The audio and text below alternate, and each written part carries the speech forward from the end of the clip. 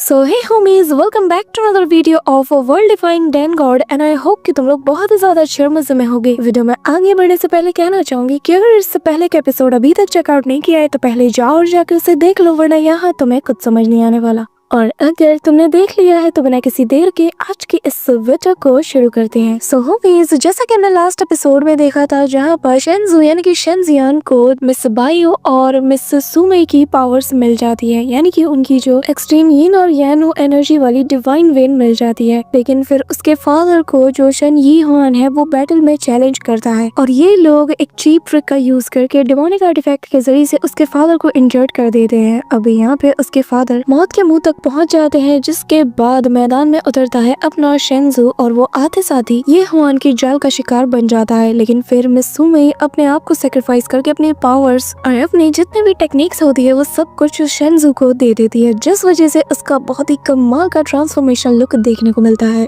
और अब आगे सो होमीज, हमारे इस एपिसोड के स्टार्टिंग में हम यहाँ पे शेंजू को देखते हैं जहाँ पर जैसे ही वो अपनी आंखें खोलता है तो इतनी टेरिफाइंग फायर ऑरा को वो रिलीज करता है कि यहाँ पर जो ये हुआन है वो भी कई दूर तक खिसका चला जाता है। और यहाँ पे उसकी जो फियांसे होती है वो उसे देखकर काफी ज्यादा खुश थी, लेकिन उसके फियांसे का फादर भी हैरान था कि आखिर इसमें अचानक से इतनी ताकत कहाँ से आ गई है और ये अब तक जिंदा कैसे है। अब यहाँ पे ये हुआन काफी ज्यादा फ्रस्ट्रेट हो जाता है। वो उसकी पावर को फील करते साथ ही कहता है कि इसकी पावर तो बहुत ही ज्यादा टेरिफाइंग है, मुझे इसे जल्द से जल्द खत्म करना होगा, नहीं तो ये फ्यूचर में मेरे लिए एक बहुत बड़ा थ्रेट बन जाएगा। अब यहाँ पे ये कहते साथ ही वो वापस से अपनी पावर्स का यूज करते हुए यहाँ पर आइस क्रिस्टल से उस पर अटैक करने की कोशिश करता है। लेकिन शेंजू जो कि लगातार यी हुआन के डायरेक्शन में ही बढ़ रहा था, उसके प्रेशर से ही वो सारे क्रिस्टल वहाँ पर डिस्ट्रॉय हो जाते हैं। अब यहाँ पर ये देखकर इसे और गुस्सा आता है तो वो हेवन फ्रीजिंग ब्लेड का यूज करता है, जिसके साथ ही वो यहाँ के आइस से यहाँ पे एक बहुत बड़ी सी तलवार को बना लेता है और स्वॉर्ड को उठाते साथ ही वो सीधा यहाँ पे शेंजू पे दे मारता है, जिसे देखकर सभी की आंखें फटी की फटी रह जाती हैं। लेकिन शेंजू जो कि इस वक्त बिल्कुल फॉर्म में था, वो बस एक नजर उठाता है उस स्वॉर्ड की तरफ और अगले ही पल वो स्वॉर्ड पूरी तरीके से शैटर्ड हो जाती है और उसका जो इम्पैक्ट होता है ना, उसके चलते ये हुआन भी काफी दूर तक खिसका चला जाता है। लेकिन फिर भी वो अपने पैरों के बल खड़ा होता है और अपने एक्सट्रीम आइस पावर का यूज करते हुए वो यहाँ पर बहुत बड़े बड़े आइस टॉर्नेडोज को बना देता है। और ये जो टॉर्नेडोज थी ये आपस में तीन बहुत ही बड़े बड़े टॉर्नेडोज का फॉर्म ले लेती है, जिसे कि वो बाद में शेंजू की तरफ बढ़ा देता है। यहाँ पर शेंजू कुछ नहीं करता, वो बस अपना हाथ उठाता है, हल्का सा उन्हें फ्लिक करता है और यहाँ ये सारे आइस टॉर्नेडो फायर टॉर्नेडोज में कन्वर्ट हो जाते हैं और फिर वो इन्हें ये हुआन की तरफ बढ़ा देता है, जिसे देखकर अब ये पूरी तरीके से पैनिक करने लगता है। वो यहाँ से इन टॉर्नेडो से भागने की कोशिश करता है, लेकिन जो सक्शन फोर्स इस टॉर्नेडो में होती है ना, वो इसे अपने अंदर समा लेती है, जिसके बाद उसे 360 डिग्री रोस्ट करने के बाद शेंजू अपने सक्शन फोर्स से उसे अपने पास खींचता है और गर्दन से उसे पकड़ते हुए एक मुक्का सीधा उसके फेस पे चढ़ता है, जिसके बाद वो घुमा के एक जोरदार लात उसके पेट में चढ़ता है, जिससे वो फ्लाइंग जेट बन जाता है। लेकिन हवा में ही वो जाके सीधा दूसरा किक पीस उसके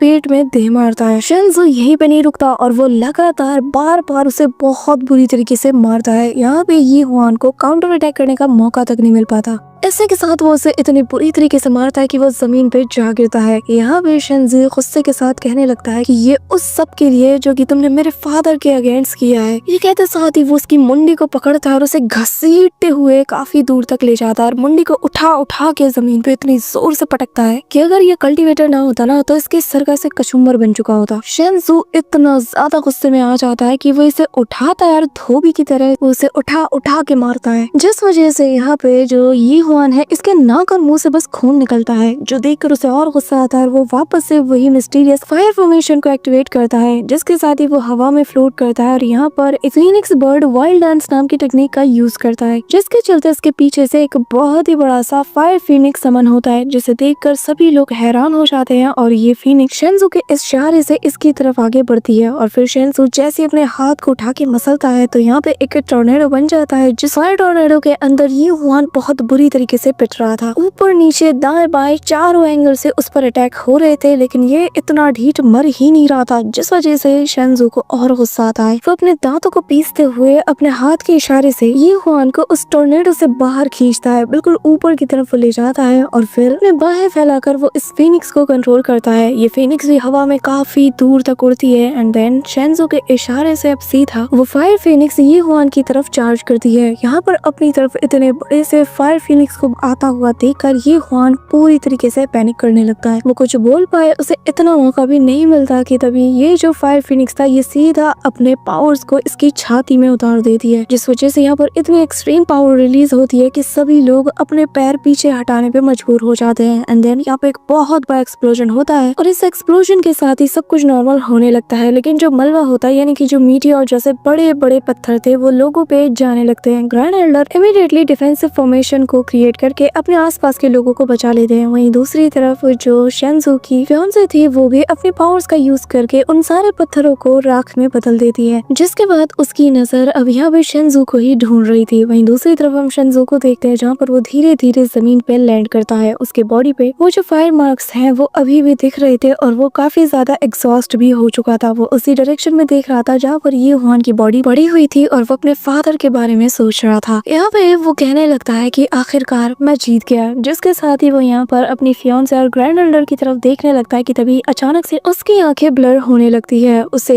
ऐसा लग रहा था कि जैसे उसकी आंखें बंद होने वाली है। वहीं दूसरी तरफ उसकी फियांसे शेन जुआंग कह के आवाज देती है, लेकिन शेन जुआंग तो यहाँ पे पूरी तरीके से बेहोश हो चुका था और अगले ही पल वो जमीन पे जा गिरता है। इसी के साथ सीन शिफ्ट होता है और हमें याओ त्यान हुआ को दिखाया जाता है जहाँ पर वो एक सर्वेंट को बहुत बुरी तरीके से पीट रहा था। ये देखकर जो शीशन का फादर है उसे काफी ज्यादा बुरा लगता है और वो कहने लगता है कि भाई त्यान हुआ आखिर तुम्हारा अगला मूव क्या है, जिस पर त्यान हुआ उसे बताने लगता है कि मैं जानता हूँ कि शेन जुआन को इसी वजह से पावर मिली है क्योंकि उसने अपनी मार्शल वेन्स को फुल्ली अवेकन कर लिया है, इसी वजह से उसकी ताकत इतनी ज्यादा बढ़ चुकी है। और अगर हमें शेन फैमिली को पूरी तरीके से डिवोर करना है, उन्हें निस्तनाबूद भी करना है, तो हमें सबसे पहले उनकी जो लाठी है यानी कि शेन जुआन को पूरी तरीके से डिस्ट्रॉय करना होगा। जिसके बाद वो एक लंबी और गहरी सांस लेते हुए खुद को शांत करता है और कहने लगता है कि कल जो डिवाइन वेपन एम्परर्स है वो साउथर्न रीजन में मौजूद उस मार्शल किंगडम का विजिट करेंगी और तुम कल वहाँ पे अपनी बेटी शीशियान को लेकर आओगे। जिस पर शीशियान का फादर कहता है कि लेकिन मैंने अभी तक उसे कन्विंस नहीं किया है, जिस पर त्यान हुआ कहता है कि बस जैसा मैंने कहा है चुपचाप वैसा करो, बाकी सब कुछ मैं देख लूंगा। फिर देखो मैं कैसे उस शेन जुआन की पूरी हिम्मत को तोड़ता हूँ और शेन फैमिली के पास से जो कुछ भी है एट द एंड वो सब कुछ मेरा हो जाएगा। ये कहता साथ ही वो बहुत ही क्रीपी तरीके से उस लड़की के पास जाता है, उसके पीठ में लगे वो सारा खून को वो लिक करता है और कहता है कि बस आगे आगे देखिए क्या होता है। इसी के साथ सीन शिफ्ट होता है और हमें शेन रेजिडेंट का सीन दिखाया जाता है जहाँ पर हम शेनजू को देखते हैं जो कि वहाँ बिस्तर पे लेटा हुआ था और उसके फादर उसके पास ही मौजूद थे। यहाँ पे उसके फादर को अपने बेटे की बहुत ही ज्यादा फिक्र हो रही थी कि तभी शेन को होश आता है और वो अपने फादर का नाम पुकारता है। उसका फादर उसके पास जाकर उसके हाथ को थाम लेता है। वो उसी कमजोर हालत में अपने फादर से कहता है कि फादर आखिर आपकी इंजरीज कैसी हैं, जिस पे उसका फादर कहता है कि बेटे मेरी फिक्र मत करो, मैं ठीक हूँ, मैंने वो सारी डिमोनिक एनर्जी को अपनी बॉडी से बाहर निकाल दिया है और अब मैं खतरे से बाहर हूँ। तभी यहाँ पर एक लेडी सर्वेंट आती है और वो यहाँ शेनजू के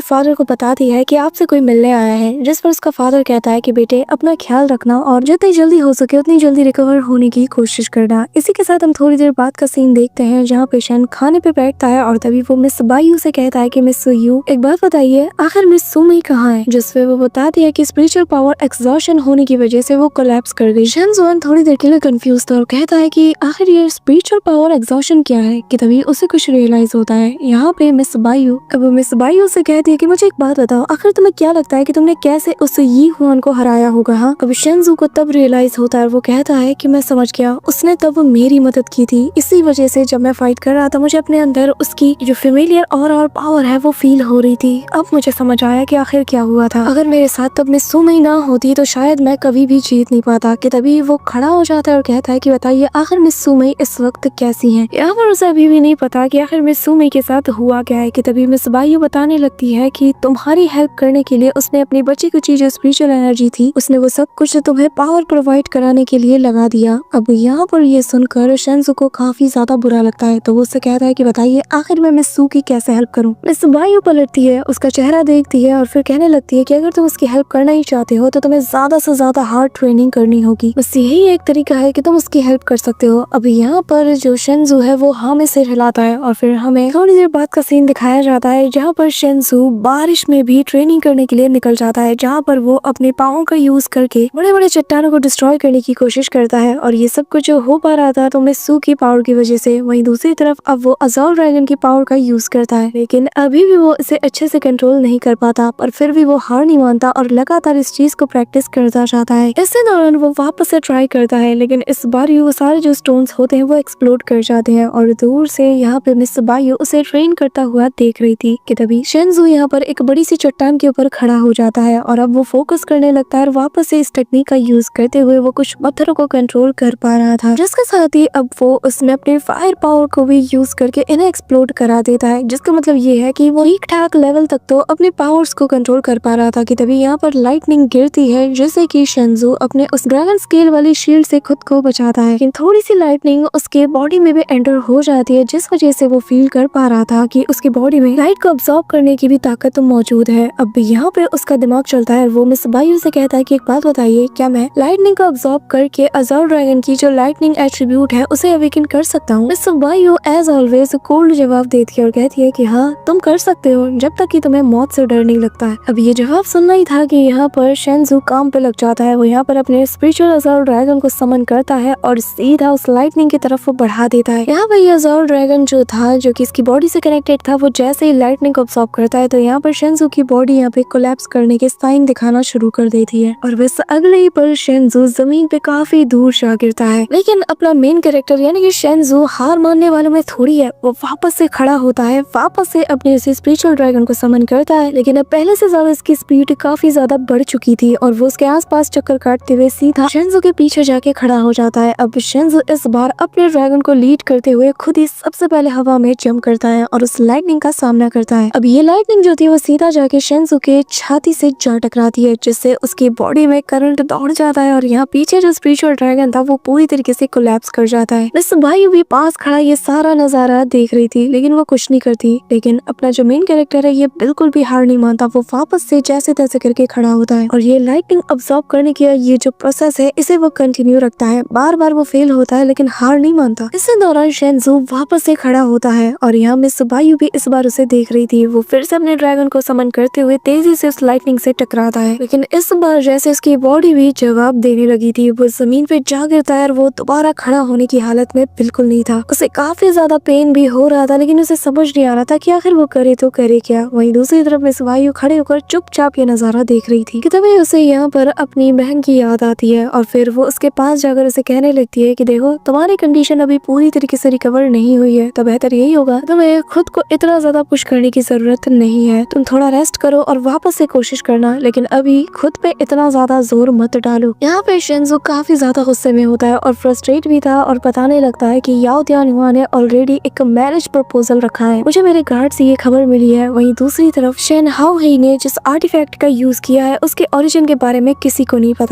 पता कि आखिर वो जो डिमोनिक आर्टिफैक्ट था वो कहाँ से आया है, लेकिन मुझे अंदाजा है कि आखिर ये सब कुछ किसका किया धरा होगा। ये कहते साथ ही वो खड़ा हो जाता है और कहने लगता है कि मुझे यकीन है कि हो ना हो ये सब कुछ याओ फैमिली से कनेक्टेड है, क्योंकि वो बाकी के ग्रेट फैमिलीज को डिवोर करके खुद को इकलौती यहाँ पे ग्रेट फैमिली साबित करना चाहती है। और मैं अच्छे से जानता हूँ कि याओ त्यानहुआ वापस से कोई ना कोई ऐसी गंदी चाल जरूर करेगा कि जिसके चलते वो हमारी शेन फैमिली को हार्म पहुंचा सके, वह वापस से हमारी शेन फैमिली पे स्ट्राइक जरूर करेगा। अब यहाँ पे इसकी बातें सुनकर मिस बायू कहने लगती है कि हालांकि तुम्हारी जो कल्टीवेशन है ये पहले से ज्यादा रिकवर हो चुकी है, लेकिन अगर तुम्हारी फैमिली और बाकी ये फैमिलीज अगर किसी वॉर में इन्वॉल्व होती है तो जो आउटकम निकलेगा उसे तुम कंट्रोल नहीं कर पाओगे। जो सुनकर शेंजू थोड़ा उदास सा हो जाता है, पर तभी मिस बायू कहने लगती है कि मैं जानती हूँ कि इसके अलावा कोई और रीजन है जो कि तुम्हें तब से परेशान कर रहा है, जिस वजह से तुम फोकस भी नहीं कर पा रहे हो, है ना। अब यहाँ पे शेंजू बताने लगता है कि हाँ, अचानक से शीशिया ने मुझसे कांटेक्ट करना बंद कर दिया है, वो बिल्कुल मुझसे मिलना ही नहीं चाहती। जैसे ही ठीक हुआ मैंने उसे एक लेटर भी लिखा था, लेकिन उसका अब तक कोई जवाब नहीं आया। मिस बायू कहने लगती है कि अगर तुम्हें उसकी इतनी ही फिक्र है और तुम्हारी जो फीलिंग्स है उसे लेकर तुम इतनी ही परवाह करते हो, तो क्यों ना तुम जाके थोड़ा रेस्ट कर लो और बिस्तर पे पड़े रहना और सारा दिन बस उसी के बारे में सोचते रहना कि आखिर उसने ऐसा क्यों नहीं किया। तुम्हारे पास ऑप्शन है, तुम चाहो तो कर सकते हो। जिस पर वो कहता है कि मिस बायू आप चिंता मत कीजिए, मैं अपना ख्याल रख सकता हूँ। जिस पर वो कहती है कि ठीक है, लेकिन सुमई की स्पिरिचुअल एनर्जी को वेस्ट होने मत देना। ये कहते साथ ही वो यहाँ से चली जाती है कि तभी यहाँ पे शेंजू वापस से लाइटनिंग की तरफ देखता है और वो प्रैक्टिस करने लग जाता है, जहाँ पर वो वापस से लाइटनिंग को डिवोर करने की कोशिश करता है। यहाँ पे उसका ड्रैगन भी उसके साथ खड़ा था, लेकिन ये जो लाइटनिंग थी ये काफी ज्यादा खतरनाक थी, जिस वजह से उसकी बॉडी में वापस से तेज करंट दौड़ जाता है, जिससे उसे काफी ज्यादा पेन होता है। अभी यहाँ पे हम देखते हैं कि लगातार पूरी रात तक वो प्रैक्टिस करता रहता है। वो बार बार लाइटनिंग को अब्सॉर्ब करने की कोशिश करता है, लेकिन बार बार बार वो इसमें नाकाम हो जाता है। यहाँ पे ये प्रोसेस चलता रहता है कि तभी सुबह हो जाती है और सूरज की पहली किरण के साथ यहाँ पे बारिश भी थम चुकी थी। चारों तरफ मौसम काफी ज्यादा सुहावना हो चुका था, लेकिन यहाँ शेंजू कहने लगता है कि मैं आज भी उस अज़ोर ड्रैगन की लाइटनिंग एट्रीब्यूट को अवेकन नहीं कर पाया। जिसके बाद वो नदी के किनारे जाके बैठ जाता है। कहने लगता है कि फिलहाल मुझे थोड़ा फ्रेश हो लेना चाहिए। यहाँ उसके कपड़े वपड़े पूरी तरीके से गंदे हो चुके थे। वो उस झील का पानी लेकर अपने चेहरे और कपड़ों को साफ करने की कोशिश करता है। यहाँ पे सब कुछ अच्छा चल ही रहा था, वो भी अपने काम में बिजी था कि तभी पानी के अंदर से मिस बायू बाहर आती है, जो कि वहाँ पे नहा रही थी और यहाँ पे उसे पता ही नहीं था कि पीछे उसके शेंजू खड़ा है। तभी जब शेंजू उसे देखता है तो वो अपनी निगाहें पीछे की ओर कर लेता है और कहता है कि मिस बायू माफ करना, मैं यहाँ पे जानबूझ के नहीं आया, प्लीज मुझे गलत मत समझना, मैं यहाँ पर इंटेंशनली नहीं आया हूँ और ना मैं ऐसा लड़का हूँ। हाँ भाई, हमने तो नॉवल पढ़ी ही नहीं, हमें तो पता ही नहीं। अभी यहाँ पे मिस बायू कपड़े वपड़े पहन लेती है और कहती है कि आखिर इसमें इतनी बड़ी बात क्या है, क्या तुमने आज से पहले कभी भी अपने फियांसे को नहाते हुए नहीं देखा? जिस पे वो बताता है कि बिल्कुल नहीं, और मैं कैसे कर सकता हूँ, हालांकि हम ऑलरेडी इंगेज्ड है, लेकिन फिर भी मैंने कभी भी ऐसी चीज नहीं की और ना ही उसने, हम दोनों बहुत ही ज्यादा नादान है। अब यहाँ पे इसकी बात सुनकर मिस बायू कहती है कि तुम मॉडल्स तो यार कितने ज्यादा बोरिंग हो। जिसके बाद मिस बायू वहीं पे रुक जाती है और शेंजू भी उन्हें देख के हैरान था और कहने लगता है कि मिस बायू क्या कोई बात है? मिस बायू अपनी आंखें खोलती है और बताती है कि यहाँ पर कोई विजिटर है जो शायद तुमसे मिलने ही यहाँ पे आया है। तभी यहाँ पर हम देखते हैं कि तीन यहाँ पे नकाबपोश लोग आ जाते हैं जो कि यहाँ पर शेंजू को ही मारने के लिए आए थे और ये सभी लोग उसी जगह पे पहुंच जाते हैं जहाँ पर ये लोग अभी मौजूद थे। और ये तीनों कहने लगते हैं कि अभी अभी तो वो यहीं पे था, आखिर वो इतनी जल्दी यहाँ से गायब कैसे हो गया? अभी यहाँ पे ये लोग चारों ओर उसे देख रहे होते हैं कि तभी शेंजू पेड़ की झाड़ियों के बीच से निकलता है और इनके सामने आकर कहता है कि क्या तुम लोग मुझे ढूंढ रहे हो? अब शेंजू को सामने पाकर उनमें से एक बंदा तेजी से उस पर हमला करता है, लेकिन शेंजू उसे एक थप्पड़ में निपटा देता है। ये देखकर बाकी दोनों के अंदर की आग भी शांत नहीं होती है। ये लोग भी आ जाते हैं अपने हाथ आजमाने, जिनमें से दूसरे बंदे को तो शेंजू पकड़ता है और उसके पेट में किक मार के बहुत दूर फेंक देता है। जो आखिरी बंदा था उसे गर्दन से पकड़ के वो जमीन पे पटक देता है, लेकिन वो फिर भी खड़ा होकर उस पे हमला करने आता है। जो देखकर शेंजू पहले तो उससे हाथापाई करता है, लेकिन जैसे ही वो तलवार चलाने वाला था कि तभी शेंजू उसके ही साथी को आगे कर देता है, जैसे जैसे उसका वार उसके साथी को पड़ता है। अब ये देखकर इस बंदे को और गुस्सा आता है और वो कहता है कि मैं तुमसे तब तक फाइट करूंगा जब तक मैं तुम्हें जान से न मार दूं। यहाँ पे वो अपनी तलवार लेके शेंजू की तरफ बढ़ता है। शेंजू जो कि अपने हाथ को आगे करके अज़ोर ड्रैगन की पावर्स का यूज करते हुए उसकी पूरी की पूरी तलवार को ही जैसे डिसॉल्व कर देता है, जिसके बाद वो उसे इसकी गर्दन से पकड़ते हुए कहता है कि बताओ आखिर तुम्हें मेरे पीछे किसने भेजा, बताओ इन सब के पीछे किसका हाथ है? तभी एक उड़ता हुआ तीर सीधा शेंजू की तरफ आता है और उससे कहा जाता है कि तुम एक नंबर के घटिया इंसान हो, लेकिन शेंजू उस तीर को अपने हाथों से पकड़ लेता है और उसे पूरी तरीके से डिस्ट्रॉय कर देता है। इसके साथ ही यहाँ पर और भी मास्टरमैन आ जाते हैं जो कि चारों ओर से शेंजू को घेर लेते हैं। अब यहाँ पे हम देखते हैं कि इन्हीं के साथ जिसने तीर चलाया था वो भी आ जाता है और ये और कोई नहीं बल्कि होता है याओ तियान हुआ और वो कहता है जरा देखो, आज से एक हफ्ते पहले तक तुम क्या थे और आज क्या बन चुकी हो? तुम्हारी पावर्स वर्स अवेकन नहीं हुई है, ये अपग्रेड भी हुई है। अच्छा,